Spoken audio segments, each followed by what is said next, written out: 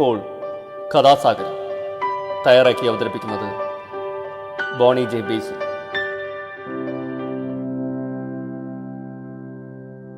നമസ്കാരം, ബോണിയാണ്. അപ്പോൾ കഥാസാഗരത്തിൻ്റെ സമയമായിരിക്കുകയാണ്. നമുക്ക് കഥാസാഗരത്തിലോട്ടൊന്ന് കടന്നാലോ. അപ്പോൾ പുതിയതായിട്ട് കേൾക്കുന്നവർക്ക് വേണ്ടി ഒന്ന് പറയുകയാണ്, ഓർമ്മപ്പെടുത്തുകയാണ്. ഇത് കഥാസാഗരം കഥകളുടെ പരിപാടിയാണ്. ഓരോ എപ്പിസോഡിലും ഓരോ കഥ കേൾക്കാം. നാടോടി കഥകളും മുത്തച്ചി കഥകളും ഇതിഹാസ കഥകളും പുരാണ കഥകളും ഐതിഹ്യങ്ങളെല്ലാം ഇതിലൂടെ കടന്നു വരും. എല്ലാവർക്കും ആസ്വദിക്കാവുന്ന ഒരു പരിപാടിയാണിത്. കഥ മാത്രമല്ല, പിന്നെ ഞാൻ അവസാനം കുറച്ച് വർത്തമാനമൊക്കെ പറയും. അപ്പോൾ അതും കൂടെ ഒക്കെ ചേർന്നുള്ളൊരു പരിപാടിയാണ്. അപ്പോൾ ഇന്ന് ഞാൻ പറയാൻ പോകുന്നത് ഒരു ഹിതോപദേശ കഥയാണ്. ഒരു ഹിതോപദേശ കഥ ആണ് നിങ്ങൾ കേൾക്കാൻ പോകുന്നത്. അപ്പോൾ നമുക്ക് വൈകണ്ട അല്ലേ, കഥയിലോട്ട് കടന്നാലോ. കഥ ഇങ്ങനെയാണ്.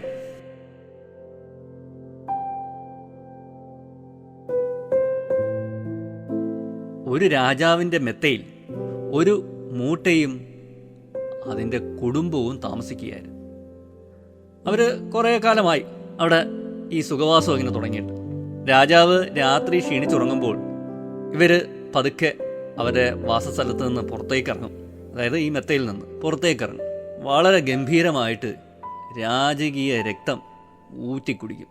അങ്ങനെ ഊറ്റിക്കുടിച്ച് ഈ മൂട്ടയും കുടുംബവും സന്തോഷത്തോടെ ഇങ്ങനെ ജീവിച്ചു വരികയാണ്. അങ്ങനെ ഇരിക്കെ ആ മുറിയിൽ ഒരു കൊതുക് ജനൽ വഴി കടന്നു വന്നു. അത് രാജാവിൻ്റെ മെത്തയിൽ ചെന്നിരുന്നു. അത് പറന്നു വന്ന് ഈ രാജാവിൻ്റെ മെത്തയിൽ ചെന്നിരുന്നു. കൊതുക് എപ്പോഴും മണം പിടിച്ചാണല്ലോ വരുന്നത്, വിയർപ്പിൻ്റെ മണം, മനുഷ്യൻ്റെ മണം. അങ്ങനെയാണ് അത് മെത്തയിൽ ചെന്നിരുന്നത്. അതിൻ്റെ മിനുസവും മാർദ്ദവും കൊതുകിന് വളരെ ഇഷ്ടപ്പെട്ടു. അതിൽ കിടന്ന് ഉറങ്ങുന്ന രാജാവിൻ്റെ രക്തം എത്ര രുചികരമായിരിക്കുമെന്ന് ഓർത്തപ്പോൾ അത് കൊതി കൊണ്ട് തുള്ളിപ്പോയി. കൊതുകിൻ്റെ ഈ നൃത്തം കണ്ടിട്ടാവണം അപ്പോൾ പുറത്തു വന്ന മൂട്ട ചോദിച്ചു, ആരാണിവിടെ? എന്താ കാര്യം? എന്തിനു വന്നു? മൂട്ട കൊതുകിനോട് ചോദിച്ചു. അത് ചോദിക്കാൻ നീ ആരാ? കൊതുക് ചോദിച്ചു. ഇതെൻ്റെ വീടാണ്. ഞാനും എൻ്റെ കുടുംബവും വർഷങ്ങളായി മെത്തയിലാണ് താമസിക്കുന്നത്. അപരിചിതർ ഇവിടെ വരുന്നത് എനിക്കിഷ്ടമല്ല. ദയവ് ചെയ്ത് അങ്ങനെ പറയരുത്. ഞാൻ ഇന്നേ വരെ സാധാരണക്കാരുടെ രക്തം മാത്രമേ കുടിച്ചിട്ടുള്ളൂ. എനിക്ക് ആദ്യമായാണ് രാജകീയ രക്തം കുടിക്കാനുള്ള ഒരു അവസരം കിട്ടുന്നത്. ദയവ് ചെയ്ത് അതൊന്ന് രുചിച്ച് നോക്കാൻ എന്നെ അനുവദിക്കണം. കൊതുക് താണ് കേണു പറഞ്ഞു. മുട്ടയ്ക്ക് കൊതുകിനോട് ദയവ് തോന്നി. ശരി, ഞാൻ സമ്മതിക്കാം. പക്ഷേ ചില നിയമങ്ങളുണ്ട്, അതനുസരിച്ചേ പറ്റൂ, മൂട്ട പറഞ്ഞു. എന്തു വേണമെങ്കിലും അനുസരിക്കാം, പറയൂ. പകൽ സമയത്ത് രാജാവിനെ ഉപദ്രവിക്കാൻ പാടില്ല. രാത്രി മാത്രമേ കടിക്കാവൂ, അതും പാദത്തിൽ മാത്രം, മൂട്ട പറഞ്ഞു. അത് പാലിക്കാൻ യാതൊരു ബുദ്ധിമുട്ടുമില്ലാത്ത നിയമമാണ്. ഞാൻ സമ്മതിച്ചു, കൊതുക് സമ്മതിച്ചു. ഉച്ച കഴിഞ്ഞപ്പോൾ രാജാവ് പതിവ് പോലെ ഉറങ്ങാൻ കട്ടിലിൽ ചെന്ന് കിടന്നു. രാജാവിനെ കണ്ടപ്പോൾ കൊതുകിന് ചോര കുടിക്കാനുള്ള കൊതിമൂത്തു. എത്ര ശ്രമിച്ചിട്ടും അതിന് നിയന്ത്രിക്കാനായില്ല. ഒടുവിൽ കൊതുക് പറന്നു ചെന്ന് രാജാവിൻ്റെ മുതുകിൽ കൊമ്പ് കുത്തി ഇറക്കി. രാജാവ് ഞെട്ടി ഉണർന്ന് പുറം ചൊറിഞ്ഞു. ആരെവിടെ? രാജാവ് ഭടന്മാരെ വിളിച്ചു. ഭടന്മാർ ഇത് കേട്ടതും ഓടിപ്പാഞ്ഞു വന്നു. ഇവിടെയെല്ലാം പരിശോധിക്കൂ, നമ്മുടെ മുതുകിൽ ഏതോ പ്രാണി കടിച്ചു. ഈ സമയം കൊണ്ട് കൊതുക് പറന്ന് ജനലിലൂടെ രക്ഷപ്പെട്ടു. ഭടന്മാർ കിടക്കവരിയും കിടക്കയും പരിശോധിക്കാൻ തുടങ്ങി. അവർ മെത്തയുടെ മൂലയിൽ പാർക്കുന്ന മൂട്ടയും കുടുംബത്തെയും കണ്ടുപിടിച്ചു. ഉടൻ തന്നെ അവയെ അവർ കൊല്ലുകയും ചെയ്തു. അപരിചിതനായ കൊതുകിനെ വിശ്വസിച്ചുകൊണ്ട് മൂട്ടയ്ക്ക് തൻ്റെ കുടുംബം മാത്രമല്ല ജീവനും നഷ്ടമായി. ഇത്രയുമാണ് ഈ ചെറിയ കഥ.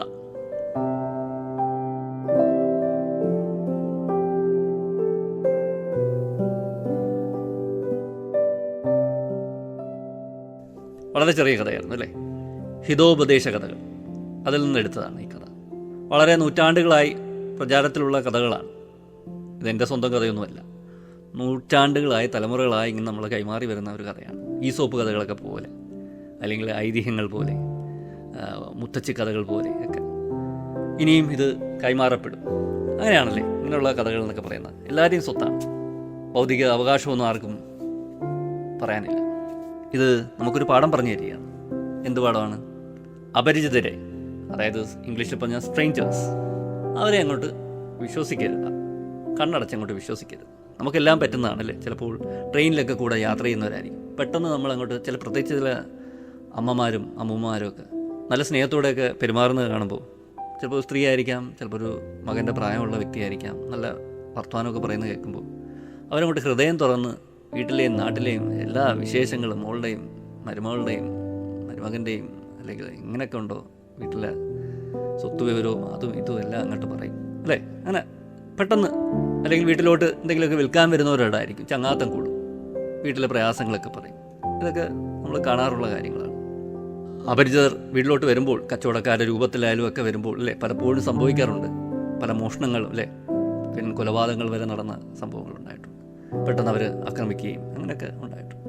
ഇതെല്ലാം അതാ പറഞ്ഞ ഒരു പഴയ കഥകളൊക്കെ എന്തെങ്കിലുമൊക്കെ അത് സാരാംശമുണ്ട് അല്ലെങ്കിൽ ഗുണപാഠമൊക്കെ ഉണ്ട്. അത്തരം ഒരു ഗുണപാഠമാണ് ഈ കഥയിലും നമ്മൾ കേട്ടത്. ഈ രക്തം കുടിക്കുന്ന വിഭാഗത്തെയാണ് ഇവിടെ ഉദ്ദേശിക്കുന്നത് അല്ലേ. അപ്പോൾ ഇവിടെ എന്താണ് പറയുക, പാരസൈറ്റ്സ് എന്നൊക്കെ വേണമെങ്കിൽ ഇപ്പോൾ നമുക്ക് പറയാം അല്ലേ. ഇങ്ങനെ മറ്റുള്ളവരുടെ അല്ലേ, പരാനപുക്ക് അല്ലെങ്കിൽ ഇത്തിക്കണ്ണി, ഇങ്ങനെയൊക്കെ പല പേരുകളിലൊക്കെ പാരസൈറ്റിനെ നമ്മൾ മലയാളം ട്രാൻസ്ലേഷൻ നോക്കി കഴിഞ്ഞാൽ ഒത്തിരി കാണാം. മലയാളം അർത്ഥങ്ങൾ നോക്കിക്കഴിഞ്ഞാൽ അല്ലേ ഒത്തിരി കാണാം. പാരസൈറ്റ് എന്ന വാക്കിന് ഒത്തിരി അർത്ഥങ്ങളുണ്ട്. പരാനഭോജി അല്ലെങ്കിൽ പരാശ്രയി, പരാപജീവി അല്ലെങ്കിൽ പരാനപുക്ക്, ഇത്തിക്കണ്ണി, അങ്ങനെയൊക്കെ ഒട്ടേറെ പേരുകൾ ഒക്കെ അറിയപ്പെടുന്ന പോലെ. അപ്പോൾ നമ്മുടെ തലയിലാണെങ്കിൽ അല്ലേ, സ്ത്രീകളുടെയൊക്കെ തലയിൽ ഇപ്പോൾ കുറവാണ്, പൊതുവെ പണ്ടൊക്കെ പെയിൻ എന്നൊക്കെ പറഞ്ഞ് അല്ലേ, അതും ഇത്തരത്തിൽപ്പെട്ടാണ് ഈ മൂട്ടയും കൊതുകിനെയൊക്കെ പോലെ.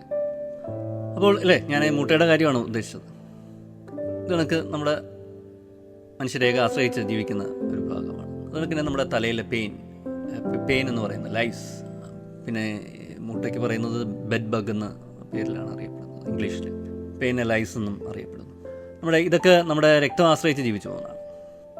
ഈ കൊതുകിൻ്റെ കാര്യം പറഞ്ഞാൽ, കൊതുക് എപ്പോഴും നമ്മുടെ ആ ഒരു വേർപ്പിൽ നിന്നൊക്കെ ഉദ്ഭവിക്കുന്ന ഒരു മണമൊക്കെ ഉണ്ടല്ലോ, ആ ശരീരത്തിൽ നിന്ന് വമിക്കുന്ന ചുടുവായു, ഈർപ്പം നിറഞ്ഞ വായു, lactic acid, carbon dioxide, ശരീരത്തിൻ്റെ ചൂട്, ശരീരത്തിൻ്റെ അനക്കങ്ങൾ, ഇതൊക്കെയാണ് കൊതുകിനെ നമ്മളിലോട്ട് ആകർഷിക്കുന്നത്. നമുക്ക് ഉറക്കത്തിൽ വലിയ ശല്യമാണ് എന്താണ് ഈ കൊതുകിൻ്റെ മൂളൽ. കടി ഒരു വശത്ത്, വേറെ വശത്ത് ഈ കൊതുകിൻ്റെ മൂളലാണ്, ഒരു രക്ഷയില്ല. അത് കാരണം തന്നെ ഉറക്കം നഷ്ടപ്പെടും. അത് പക്ഷേ കൊതുക് ഇപ്പോഴത്തെ പ്രസിദ്ധമായ ഒരു പാട്ട് പാടുന്നൊന്നുമല്ല, പോപ്പുലറായിട്ടുള്ള അല്ലെങ്കിൽ സിനിമാ ഗാനമൊന്നും പാടുന്നതല്ല. അതിൻ്റെ ചിറക് അടിക്കുന്നതിലുണ്ടാകുന്ന ഒരു ശബ്ദമാണ്. അത് ഹൈ ഫ്രീക്വൻസിയിലാണ് അതിൻ്റെ ചിറകുകൾ ചലിപ്പിക്കുന്നത്. ഹൈ ഫ്രീക്വൻസിയിലാണ്, ആ ഫ്രീക്വൻസിയിൽ നിന്നുണ്ടാകുന്ന ഒരു മൂളലാണെന്നാണ് പറയുന്നത് ആ സൗണ്ട്. നമ്മളെല്ലാം പൊതുവെ പറയുന്നത് കൊതുക് മൂളുന്നു, കൊതുകിൻ്റെ മൂളൽ എന്തൊരു ബുദ്ധിമുട്ട് എന്നൊക്കെ പറയാറുണ്ട്. പിന്നെ പെൺകൊതുക് ആൺകൊതുകിനെ ആകർഷിക്കാനായിട്ടുമൊക്കെ ഇത് ഉപയോഗിക്കാറുണ്ട് എന്നുമൊക്കെ വായിച്ചിട്ടുണ്ട്. എന്തായാലും കൊതുക് അതിലും വലിയ അപകടകാരിയാണ്. ഇതെല്ലാം രോഗം പകർത്തുന്നതിൽ ബിരുദന്മാരാണ്. ഡെങ്കു ഒക്കെ ഇപ്പോൾ വലിയ ഉദാഹരണമാണ്. നമ്മുടെ ചുറ്റും ഇപ്പോൾ ഡെങ്കു ഒക്കെ ഒത്തിരി ഉണ്ടായിരുന്നു അല്ലേ, ഡെങ്കു കേസസ്. അതുപോലെ മലേറിയ, എൻസെഫലൈറ്റിസ്, ഫിലാറിയാസിസ്, അങ്ങനെയൊക്കെയാണ് ഈ കൊതുകിൻ്റെയും മുട്ടയുടെയൊക്കെ കാര്യം പറഞ്ഞാൽ. ഞാനതൊന്നുമല്ല പറയാൻ പോകുന്നത്. ഇനി കുറച്ചും കൂടെ വ്യത്യസ്തമായ ഒരു കാര്യമാണ്. ഇവരെല്ലാം മനുഷ്യരുടെ രക്തമൊക്കെ കുടിച്ചാണ് ജീവിക്കുന്നത് അല്ലേ, കൊതുകായാലും മൂട്ടയായാലും പെയിനായാലും ഒക്കെ. പക്ഷെ നമ്മുടെ ഇടയിലൊക്കെ മനുഷ്യരുണ്ട് അല്ലേ, മനുഷ്യരെ തന്നെ ഊറ്റി ജീവിതം നീക്കുന്നവർ. പലപ്പോഴും രാഷ്ട്രീയക്കാരെ കുറിച്ചൊക്കെ ഇങ്ങനെ പറയാറുണ്ടല്ലേ, ഇങ്ങനെ ജനസേവനോ എന്ന് പറഞ്ഞ് അല്ലേ, ജനങ്ങളെ സേവിച്ച് തടിച്ച് വീർക്കുന്നവർ, പണം സമ്പാദിക്കുന്നവർ, കോടിക്കണക്കിന് സ്വത്ത് സമ്പാദിക്കുന്നവർ, അവിഹിതമായിട്ടൊക്കെ സ്വത്ത് കുമിഞ്ഞു കൂട്ടുന്നവർ അല്ലേ, അവരെയൊക്കെ നമ്മൾ ഇങ്ങനെയൊക്കെ ചില പദങ്ങളൊക്കെ ഉപയോഗിച്ച് അല്ലേ കളിയാക്കാറുണ്ട്.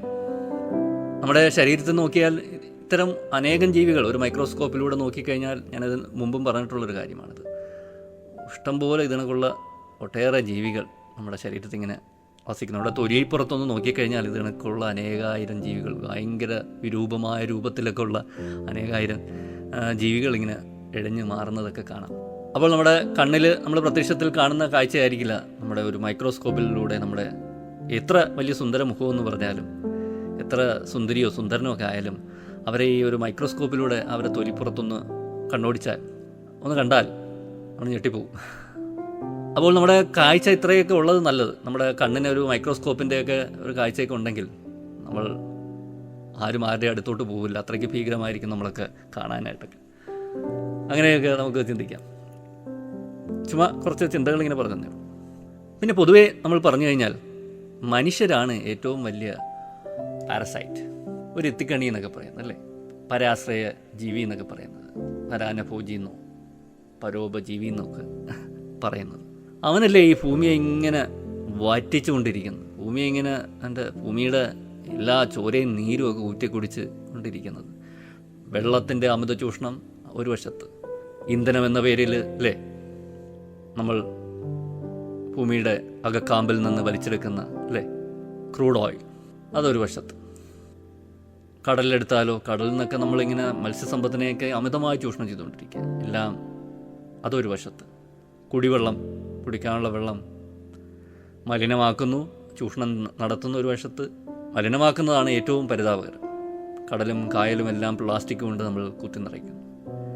യഥാർത്ഥത്തിൽ നാമല്ലേ ഏറ്റവും വലിയ രക്തം മൂറ്റുന്ന വർഗം. അങ്ങനെ നമുക്ക് ചിന്തിക്കാം. നമ്മൾ മറ്റുള്ളവരെയൊക്കെ അല്ലേ ഇങ്ങനെ വലിയ പേരുകളൊക്കെ പറഞ്ഞ് ഇങ്ങനെ വിളിക്കാറുണ്ട്, കൊതുകിനെയും മൂട്ടയും മൃഗങ്ങളെയൊക്കെ വന്യജീവികൾ എന്നൊക്കെ ഉള്ള പേരൊക്കെ നമ്മൾ ഉപയോഗിക്കുന്നത്. ഇതൊക്കെ ആലോചിച്ച് കഴിഞ്ഞാൽ യഥാർത്ഥത്തിൽ വന്യൻ ആരാണ് എന്നൊക്കെ നമ്മൾ ചോദിക്കേണ്ടിയിരിക്കും.